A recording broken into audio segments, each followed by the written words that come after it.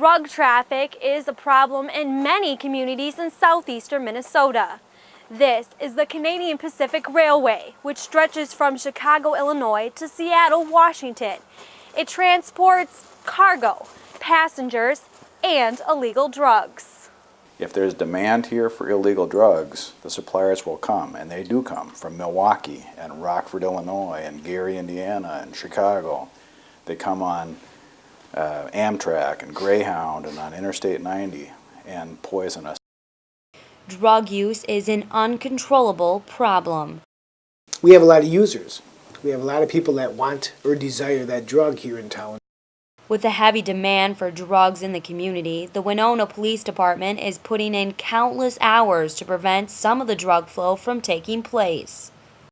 There's an awful lot of hours that the investigators need to get tracking all the information and keeping track of what's what, who's who, and any other new information that comes with it or along the way. We kind of add it to, the progress of the case. And yeah, there's an awful lot of work. McLean says felony charges have doubled in the last several years, and the whole court process for one drug offender can take several months to a year to complete. But before the process can begin, officials need to make a case. What happens is we seek out the drug crimes by doing control buys and using snitches and undercover officers and so on. We decide who we're going to focus on in the investigation and then set up the control buys, pre-mark the money. After the investigation has been held, a case needs to be built. But the whole process isn't something that can happen overnight.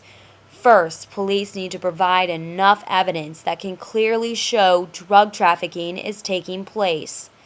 After enough evidence is gathered, a formal complaint needs to be written up by the district attorney and served to the individual being convicted. Then, the first court hearing will take place. If you added up all those day by days, that can get to about 4.5 months or so after the arrest before we're even done with the pretrial phase. Even with all the hard work that is put into drug investigations, it can all become undone very quickly, as an offender can post bail and be back out on the street within a few days. Bail in Minnesota is required. We don't hold anybody on no bail, although many other states do allow no bail holds. Another dilemma officials face is as soon as one drug offender is convicted, another drug dealer will take their place. Maybe we make an arrest, and it doesn't take long for somebody to replace that person.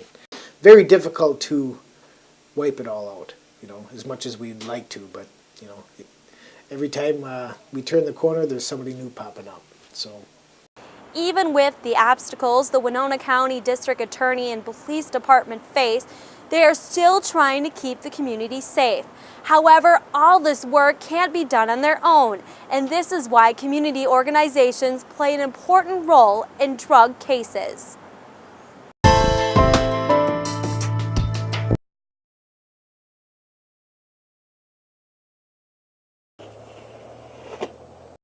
After spending many days shoveling, Winona area residents have several different words to sum up the weather this winter. Snowy. It's been cold, and colder. In spite of this winter's severity, however, some residents are embracing the weather. Winter has been like the good old-fashioned Minnesota winters that I remember. For others, it's taking some getting used to. I guess we're used to the past couple winters when it's been not as much snow and kind of nice seeing the snow, but the last week or so has been just freezing. And yeah. But has this winter really been more harsh than usual? Warm front will slowly start to creep toward the region. WKBT meteorologist Josh Blumenfeld says that this winter may not be as cold as people think. For this month alone, we had that warm start to the month, but now we've had those frosty temperatures the middle of the month. We're still only 1 degree below normal. Snow, on the other hand, is another story. In a normal Coulee region winter, here in La Crosse, we normally get about 44 inches of snow. That's the entire snow season. Already, from December 1st, we've already had 41 inches of snow. So we're going to be, safe to say that we're going to be above normal when it comes to our final snow tally. While the temperature is projected to rise over the next few months, if there's one thing that is certain, it's that area residents should not put away their shovels just yet.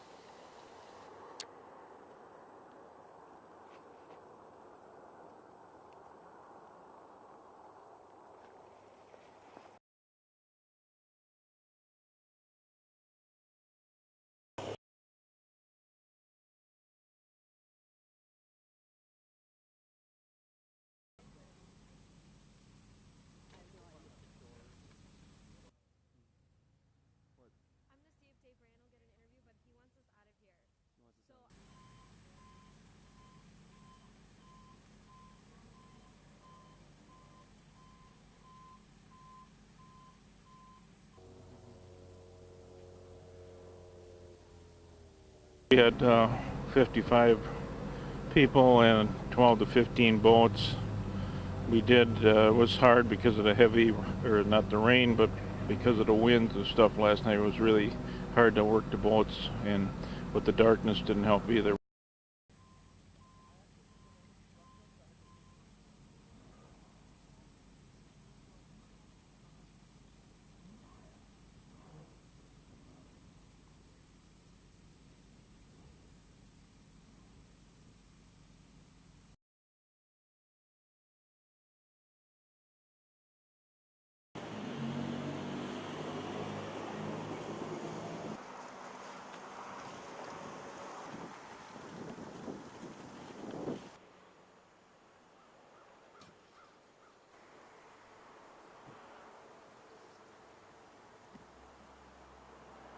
The way you wanted it done, and we had all the plans with the contractor written up and all that stuff. I think it's been amazing. I mean, you know, can it ever be enough? No, I mean, there would be no way. I mean, I don't know what kind of resources you could bring to a table to make it feel like it's enough. But Rushford's been really blessed.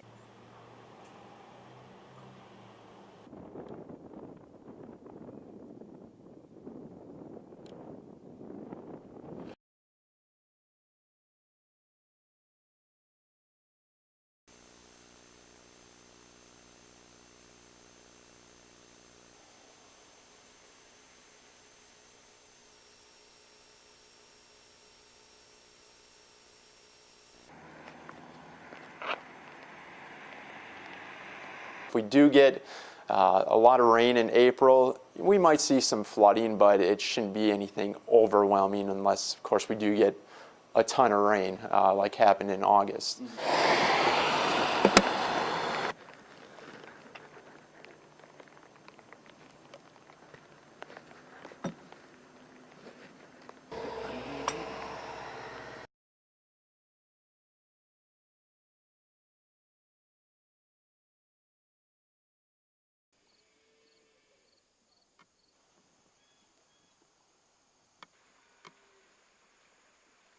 Week on St. Charles, they had that house that burned down.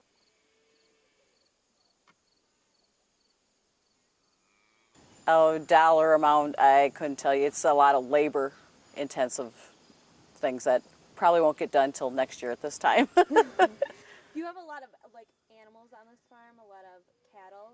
What did any?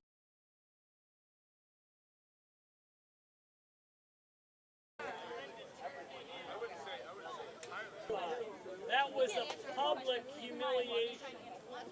We have a history. In college, gotten astray in my decision making.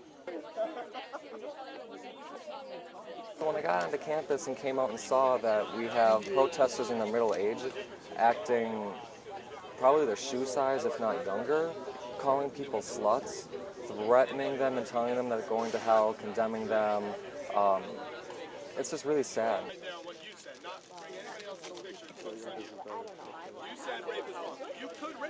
But we try and get the message across, and we believe that life is precious. We believe that life is unique and it's created by God.